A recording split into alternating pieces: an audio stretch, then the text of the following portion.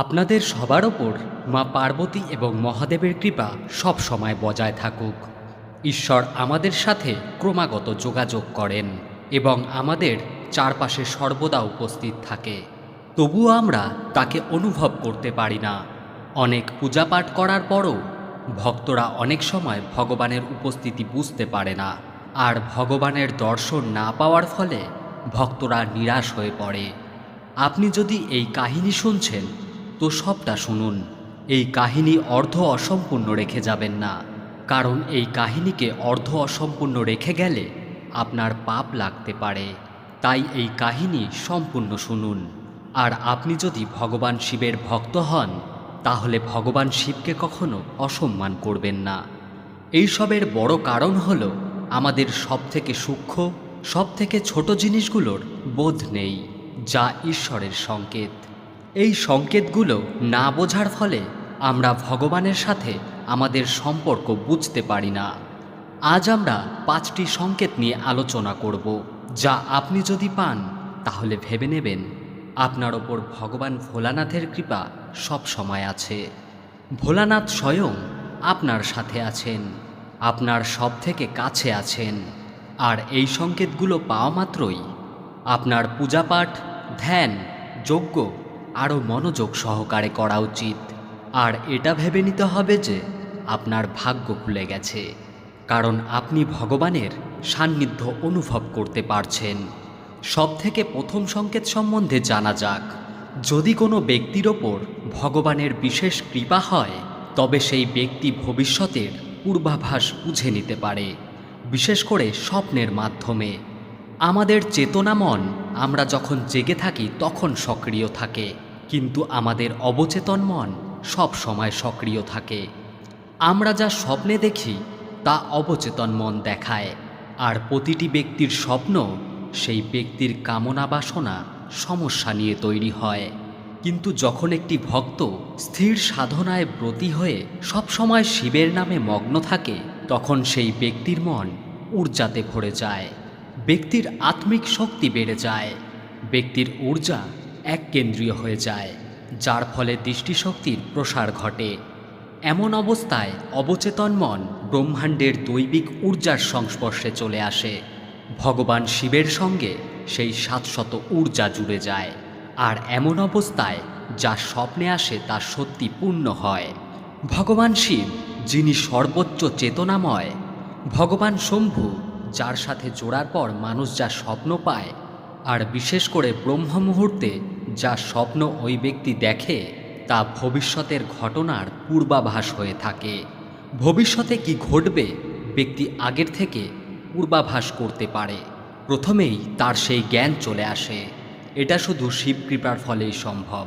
ব্যক্তি তার মধ্যেকার অসীমিত ভাবনাকে স্পর্শ করতে পারে, আর এমন এমন পূর্বাভাস সে ব্যক্তিটি দেখতে পায় যা যে কোনো সময় ঘটতে পারে, যা সাধারণ চেতনা দিয়ে ভাবা অসম্ভব। তো এটাই শিব কৃপার বিশেষ সংকেত। দ্বিতীয় সংকেত শিব কৃপার ফলে হয়, যা বাণী বলা হয় তা সত্য হয়ে যায়।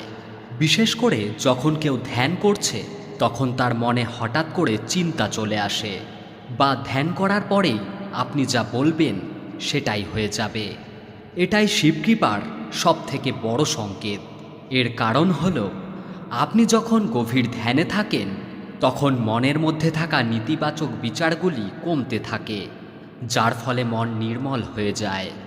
আপনার চক্র জাগ্রত হয়ে যায়, যেমন বিশুদ্ধ চক্র, অনাহত চক্র এবং বিশেষ করে আজ্ঞা চক্র জাগ্রত হয়। ঈশ্বরী ঊর্জা সক্রিয় হয়ে যায়, আপনার শক্তি ভৌতিক হয়ে যায়, আর তখন আপনি ভগবান শিবের ঊর্জার সঙ্গে জুড়তে পারবেন।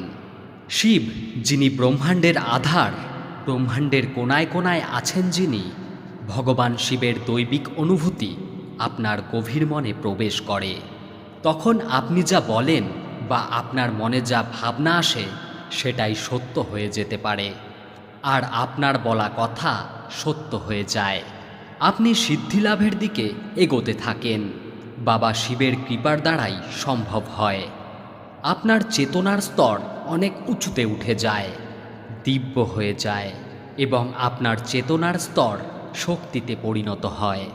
এসব তখনই হয় যখন কেউ ভোলানাথের ভক্তিতে সম্পূর্ণ ডুবে যায়, শিবময় হয়ে যায় এবং শিবের রঙে রাঙিয়ে ওঠে। শিব কৃপার তৃতীয় সংকেত হল আপনার না হওয়া কাজগুলো হয়ে যাওয়া। আপনার জীবনে যা সব সমস্যা আছে তার সমাধান বা পথ আপনি দেখতে পাবেন।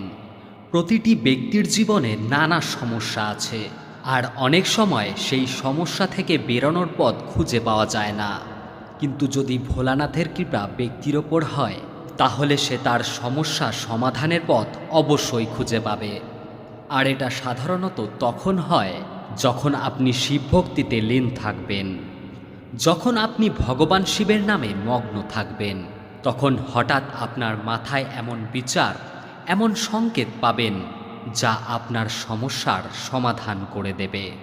শিব ভক্তির ফলে আপনি কিছু সংকেত পাবেন যার সাহায্যে আপনি আপনার সমস্যা থেকে বেরোতে পারবেন। আর এই সব কিছু হয় ভোলানাথের কৃপার ফলে, যার ফলে আপনি সমস্ত সমস্যা থেকে বেরিয়ে আসতে পারবেন।